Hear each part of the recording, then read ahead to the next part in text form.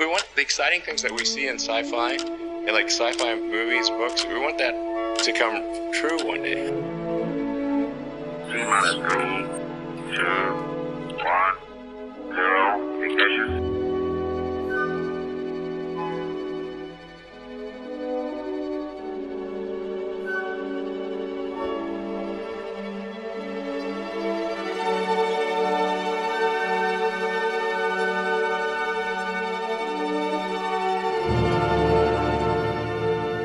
They're in an unglamorous building, in the middle of nowhere, in kind of a industrial zone.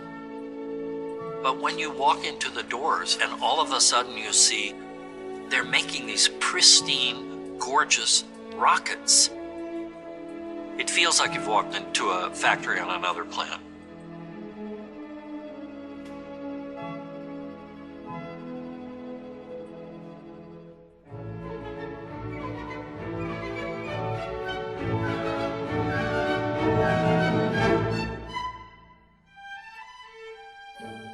No one has ever really contemplated this in a serious way.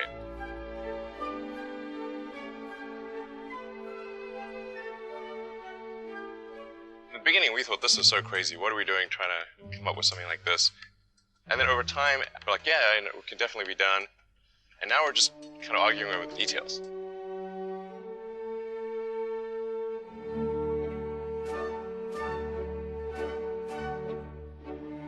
I went to Russia to look at buying a refurbished ICBM, which is a very trippy experience.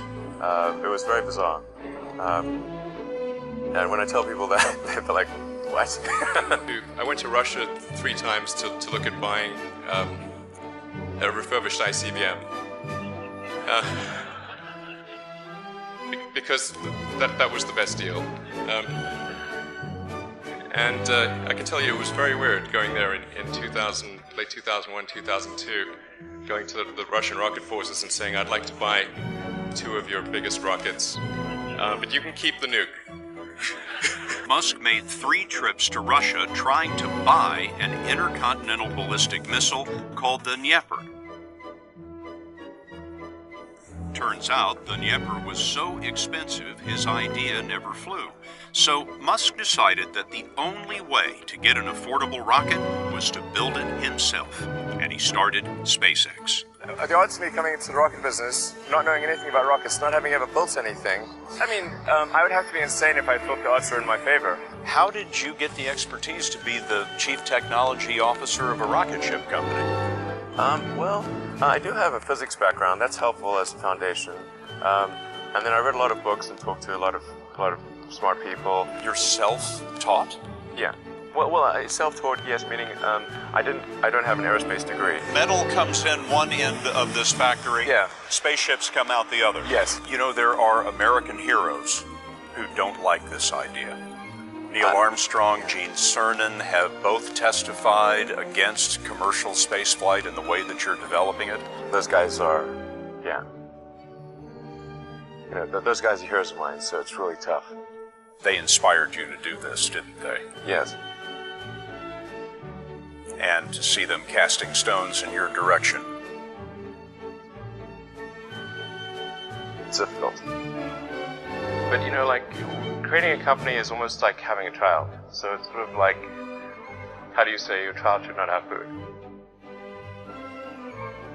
So once you have the company, you have to feed it and nurse it and take care of it, even if it ruins you.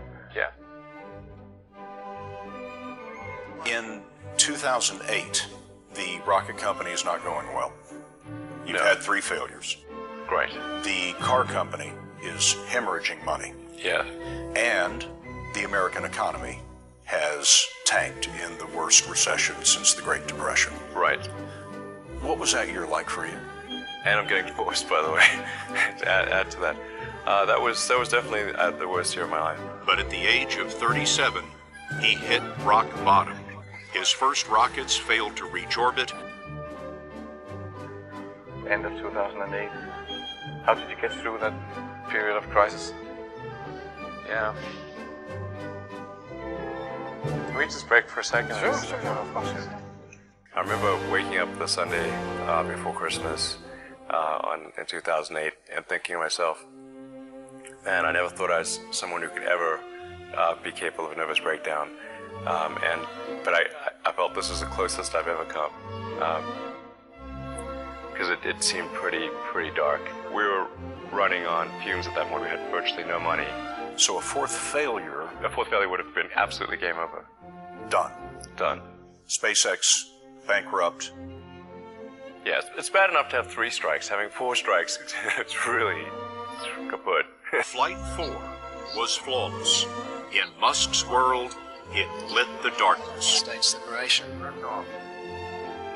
Separation confirmed.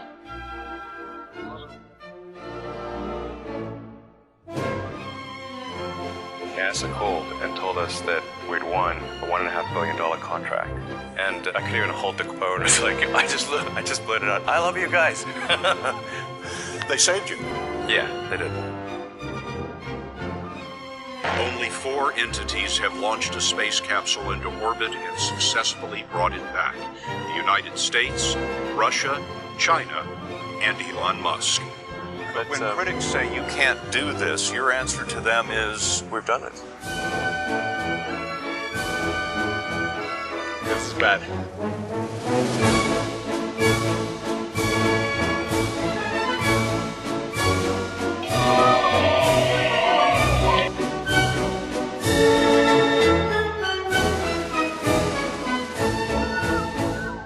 Standing up. Look at this. Look at it. Look at it. It's just sitting there. Look at that. What? Holy smokes, man. Heavy lift capability is the critical technology needed to enable human missions to Mars, and a reusable heavy lift vehicle is the critical technology needed to settle Mars. Reminder, side booster engine startup is at T-minus 7 seconds. SpaceX Falcon Heavy, go for launch. 3, 2, 1.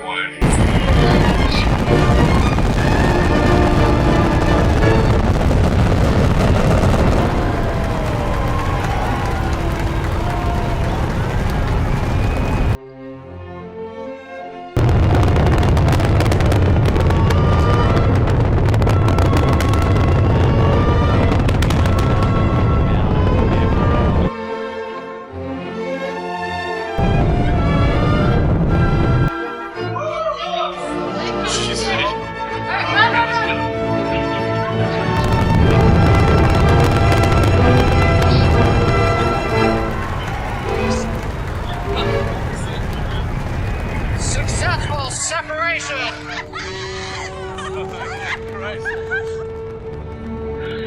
Yes,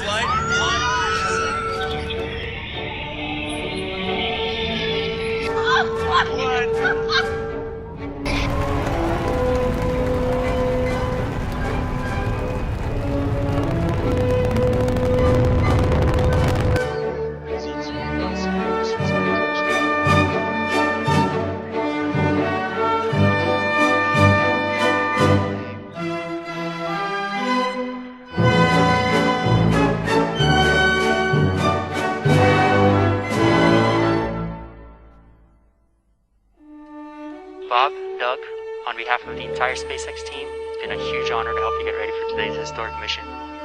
Know that we're with you, have an amazing flight, and enjoy those views of our beautiful planet. Dragon SpaceX seats are in the launch position. We copy. 4, 3, 2, 1, 0. Ignition. Liftoff of the Falcon 9 and Crew Dragon. Go NASA, go SpaceX, Godspeed, Spot and Dog. America has launched. So rises a new era of American spaceflight, and with it the ambitions of a new generation continuing the dream.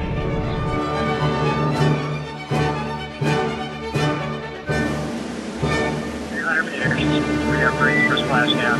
Copy, brace for splashdown.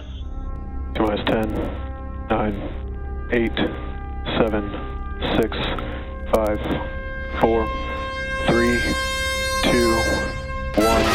Ignition. We have liftoff.